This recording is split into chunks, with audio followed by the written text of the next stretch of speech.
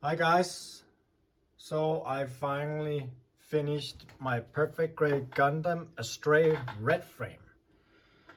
Now this took me quite a while and with good reason. There's a lot of work in this big fella here. I always start with just straight building and then I panel line and then I decal and then I top coat. And for these decals, they did not have the same matching numbers because these were water slide decals and I prefer those over the stickers.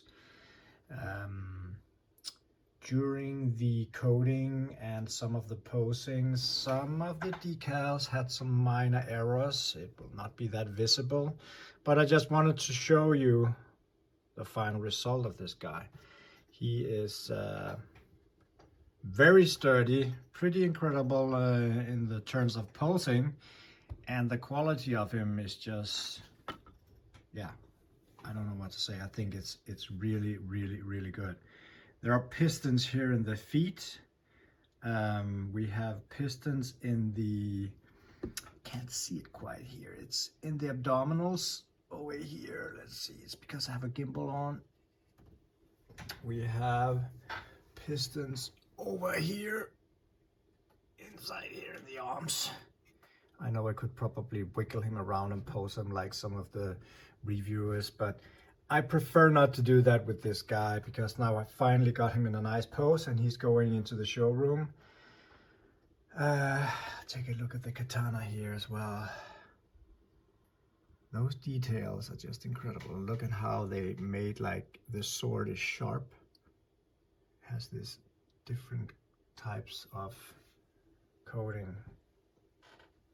Yeah, so this is the perfect grade Gundam Red Frame Astray.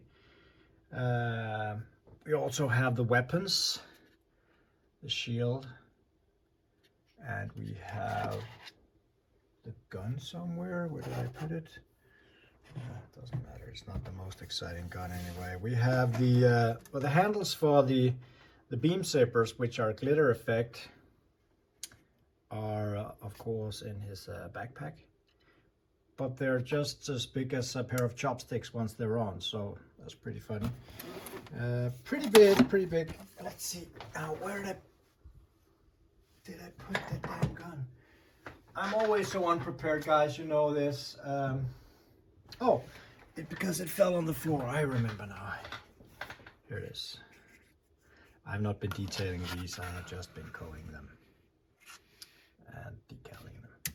So because he's not gonna use those, he's just gonna stand here in his pose, and I'm probably just gonna align the sword a bit more.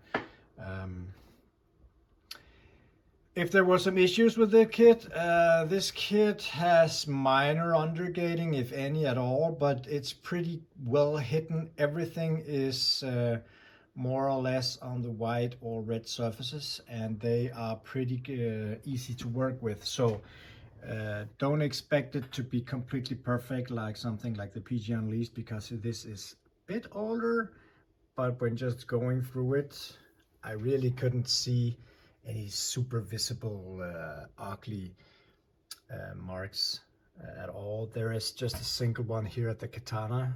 I don't have silver finish, so that's a bit of a shame. There is some of the gold as well.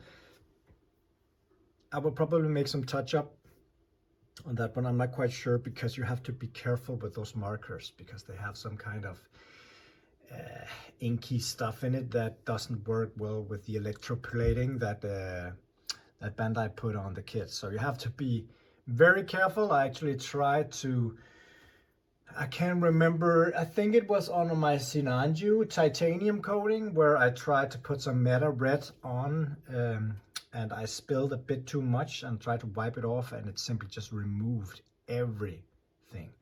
So I've always been careful with that. I taped all the clear parts, of course, before I coated it, and I just coated it with the flat clear. And I actually had, like, I think I had half a bottle, and it was actually enough because I just coat them while they're they're assembled. So this kit has an LED actually for the eyes. I didn't have a battery, which is kind of annoying, but I will buy one eventually. There's a small LED unit in his head. It has metal parts. You can just skim it in here in the knee bands. It's very glossy, and in the hips it has metal parts as well. It has, of course, as you can see, the chrome and the gold parts. It has a lot of nice features like this rubber tubing for the edge of the sword while you're working on it, so you don't destroy the tip. They really thought about everything, so you don't destroy your perfect grade. It's not like it's the cheapest in the world, but it's definitely not the most expensive. And I got so many hours out of this. And as you can see here, I didn't even use all the decals. I actually have more here. There were 2 sheets of decals in the Darlin decal that I sell. If you prefer the stickers, you can do that as well. There are also dry transfers. All the wide ones are dry transfers. I don't like putting that many dry transfers on the kits because you have to be very careful to, you know, really transfer them perfectly. And if some of them break, you're lost. You can't really fix them. I can't, at least. I'm not super happy about dry transfers. It all depends on the quality, and you have to place them and hold them in place and stuff. So I prefer the water slides, where I can just slide them around until I'm satisfied, press out the water, and then leave them be. I have a tutorial on that as well on my channel. Yeah, so this is, you can pose him pretty much any way you like. Oh, another funny detail is his soles on the feet contains this these rubber paddings that are actually slip proof, so he stands better on the ground. And we have a lot of spare parts if you want. All these runners here have extra spare parts, but the gold one, there's a very tiny bit that I threw out in the trash, and I actually found it.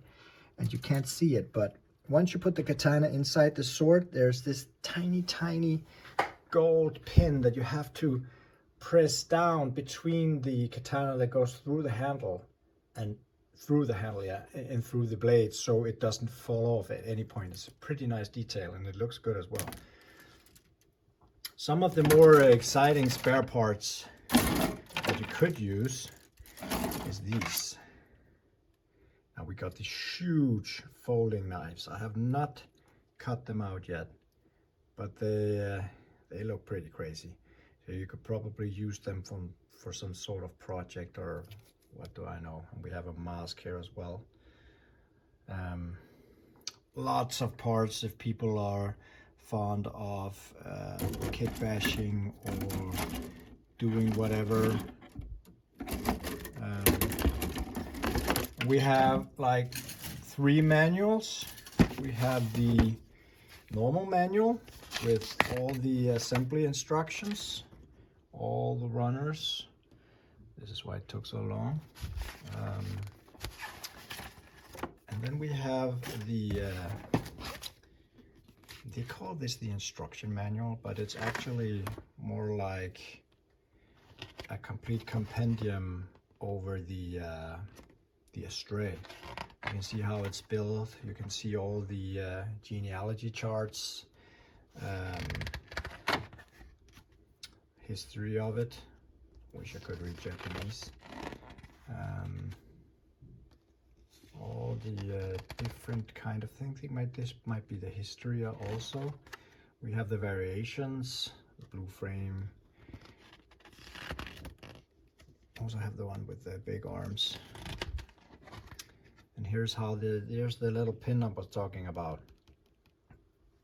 Sorry, and I'll be careful about assembling this. It goes in here. The chopsticks. These are the optional units. Tactical arms or flight unit. I would actually like those, but maybe when it comes to P-Band, I didn't have the patience to wait for the Kai version. And here is the instruction manuals for the decals. Like I said, it's not exactly the same decals because they're unoriginal, these DL model decals, but there's a lot of different of them. I actually put stuff on that shouldn't be there according to the manual. I don't care about the manual. I always do my own stuff, like here. Quite sure if it shows. Red Astray. Yeah, pretty much very satisfied. I always like decals. I think it puts a nice touch to the kits and gives them some more personality and be very thorough with the panel lining. It also gives the kits some depth, and then, you know, put a good amount of matte coat on it so it doesn't seem so plasticky. That's just my preference. Sorry for my chair making all the sounds. Yeah, this kit is great. I think it's great. It's going into the box besides my PG Unleashed, now PG Banshee Norn over here. Not Unleashed, Unicorn. God damn. Unleashed I will build later. So he goes in here at some point. This is just for show. This is not how it's gonna be in the end, but there's no room for him in the normal cabinets. So he's too big for that. He definitely goes into the big boxes. Now, and we have, I wouldn't say plenty, but we have a good amount of them left. So if you want a samurai perfect grade looking Gundam, this is something you will not want to miss. I mean, I personally think it looks awesome, and I think you would too, and I only heard good feedback about it. So that's just my 2 cents on this kit. I really enjoyed it. It took me, can't even remember if it was 3 or 4 weeks on and off, because I have a lot of work to do, and once I build a whole afternoon, but it's mostly in the weekends, and I think I did this guy in like 6 sessions. It took a while. Yesterday I think I worked on him for, I can't even remember, maybe 6 hours, something like that, just for the decals. And I know it looks crazy, but the decals, there's so few of them. No, there's actually a whole bunch of him, and also on the back side. I haven't really shown you the back. You can move him, you won't die from that. But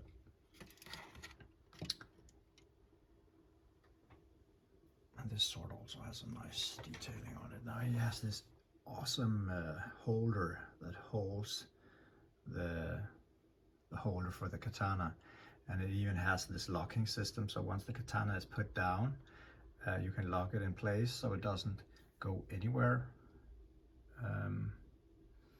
So yeah, I mean,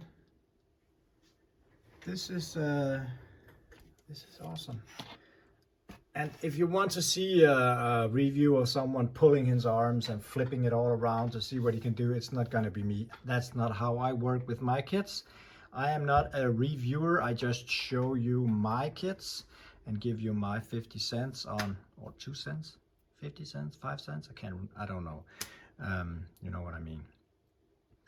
And yeah, another thing regarding problems with kits, it's a hand grenade, blah, blah, blah. I mean, we're model builders, guys. Come on. If there's some problems with your kits, fix it.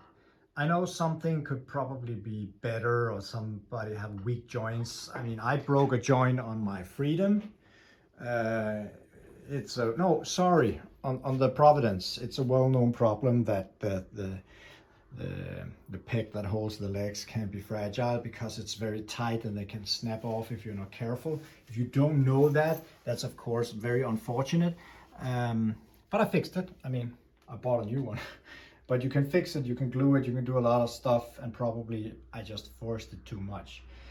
None of these kits have sloppy arms, sloppy anything. I mean, they're just standing because I don't pull them around. It's model kits, it's not toys. Something that kind of annoys me, that people keep complaining about so many things. I mean, I've built like 50 kits now, and even my Sinanju, the real grade, this one is the high grade and the titanium version.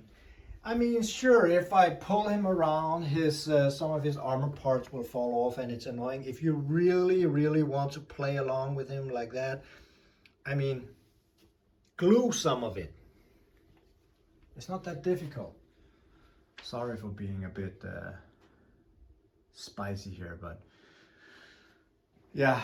And some of the reviewers out there, you know who I mean, because there are not that many of the big ones. I mean, some of them just pull the kits too much. I think it's not toys, guys. Come on, it's model kits. You have to be careful with these. They're delicate model kits. They should, of course, be posable, of course, and they should be able to hold their pose.